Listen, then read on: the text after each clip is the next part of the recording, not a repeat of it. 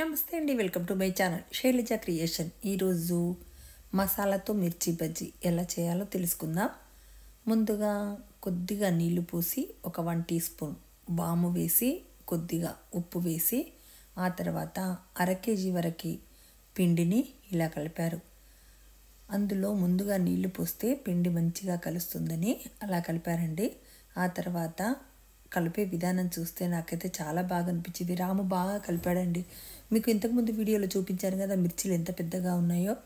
దాంట్లో ఒక్కొక్క దాంట్లో 2 పీసులుగా చేసి అందులో మసాలా పెట్టారండి. ఆ మసాలా ఎలా చేశారో ఇప్పుడు మనం తెలుసుకుందామండి. ఈ మసాలాలో 50 గ్రాముల చింతపండు, 2 టేబుల్ స్పూన్ల ధనియాలు, 1 టీ స్పూన్ జీలకర్ర, 4 వెల్లుల్లి రెబ్బలు, తగినంత ఉప్పు, కొద్దిగా నీళ్లు పోసుకుంటూ గ్రైండ్ చేసుకోవాలి. ఇలా కొద్దిగా మెత్తగా అయితే మాత్రమే బాగుంటుంది. మెత్తగా కాకపోతే మిరపకాయల్లో ఇది ఫిక్స్ అయ్యి ఉండదన్నమాట. మిరపకాయలు ఇలా ముక్కలుగా చేసుకొని అందులో గింజలన్నీ కూడా తీసేసిన తర్వాత దాంట్లో మనము ఈ చింతపండును పెట్టాలి. సుమారుగా ఇవి 50 మిరపకాయలు అయ్యాయండి. అంటే ముక్కలుగా చేశాను కదా, బాగా పెద్దగా ఉంటే 3 చేశాను, కొంచెం పెద్దగా ఉంటే మాత్రం 2 చేశాను. ఈ విధంగా ఓపెన్ చేసి అందులో మసాలాను పెట్టాలండి. ఇలా మసాలాను పెట్టి దాన్ని ఫిల్ చేసి పెట్టి క్లోజ్ చేసిన తర్వాత మిరపకాయను ఇప్పుడు లెఫ్ట్ హ్యాండ్తో పట్టుకున్నాను కదా, అది వేయడం చూపించలేదు. మొత్తం క్లోజ్ అయ్యేటట్టుగా చేయాలి. మనం క్లోజ్ అయ్యేటట్టుగానే బజ్జీ వేయాలి, లేకపోతే మిరపకాయల్లోకి వెళ్ళి మసాలా అంతా కూడా వెళ్ళిపోతుంది. చూసారా, ఒక బజ్జీ చూడండి, మీకు అర్థమైపోతుంది. రౌండ్గా తిప్పాను కదా, నేను కాదండి రామే తిప్పాడు, ఏదో నేను చేసినట్టుగా చెప్తున్నాను అనుకోకండి. ఇలా వేసిన తర్వాత మళ్ళీ ఇందులో అన్ని మిరపకాయలు ఎంతవరకు సరిపోతాయో అన్ని మిరపకాయలు వేయాలి. చూడండి బాగుందా. ఇలాగ వేసి లో ఫ్లేమ్ మాత్రం పెట్టకూడదు, హై ఫ్లేమ్లోనే మనం వేయించాలన్నమాట.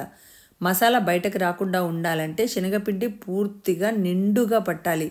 అంటే మిరపకాయ మసాలా పెట్టిన తర్వాత దాన్ని పూర్తిగా ముంచి బాండ్లీలో వేయాలి. కొద్దిసేపు పెద్దగా పెట్టాలి స్టవ్ని. తర్వాత కొద్దిగా మీడియం ఫ్లేమ్లో పెట్టి అటు ఇటు వేయించుకుంటే బాగుంటుంది. మనం మిర్చి వేసేటప్పుడు మాత్రం పెద్దగా పెట్టాలి స్టవ్. తర్వాత మీడియం ఫ్లేమ్లో పెట్టి అటు ఇటు తిప్పుతూ ఉండాలి. పూర్తిగా ఎరుపు వర్ణంలో వచ్చేంత వరకు వేయించనియాలి, ఎందుకంటే లేకపోతే బాగుండదు. ఈ 50 మిరపకాయలకు సుమారుగా 700 నుండి 800 గ్రాముల వరకు పిండి పట్టిందండి. ఇక్కడ పిండి చాలా చాలా బాగుందండి. నాకైతే పిండి కలుపుతుంటే స్మెల్ భలే వచ్చిందండి, చాలా బాగుంది. చూడండి, ఇలా చేసి తీసి ఉంటుంది కదా, ఆ చిల్లుల జాలిలో వేయాలండి. ఆ చిల్లుల జాలిలో వేస్తే నూనె ఏం పట్టకుండా ఉంటుంది. మళ్ళీ పూర్తిగా నూనె వేగిన తర్వాత మాత్రమే మిర్చి వేయాలి. మిర్చి వేయగానే ఇలా పైకి తేలాలన్నమాట, అప్పుడు నూనె పూర్తిగా కాగినట్టు అన్నమాట. ఈ విధంగా చేస్తున్నామండి.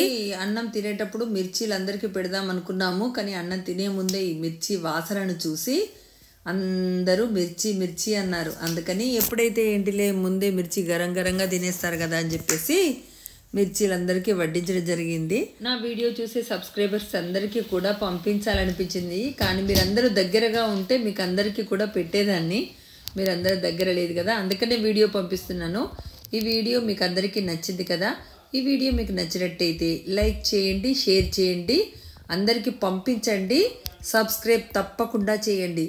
మీరు కొంతమంది నోటిఫికేషన్ రావటం లేదు అంటున్నారు, బెల్ బటన్ ప్రెస్ చేశారనుకోండి ఆల్ అని పడుతుంది.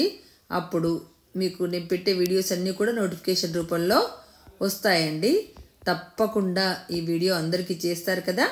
థ్యాంక్ యూ అండి, థ్యాంక్ యూ సో మచ్. ఈ వీడియోలో ఉన్న మసాలా మిర్చి బజ్జీ ఎలా కుదిరిందో మీరు కూడా ట్రై చేసి బాగుంటే ఖచ్చితంగా కామెంట్స్లో పెట్టండి. బాగుందండి, నాకైతే చాలా మంచిగా నచ్చింది మసాలా మిర్చి బజ్జీ.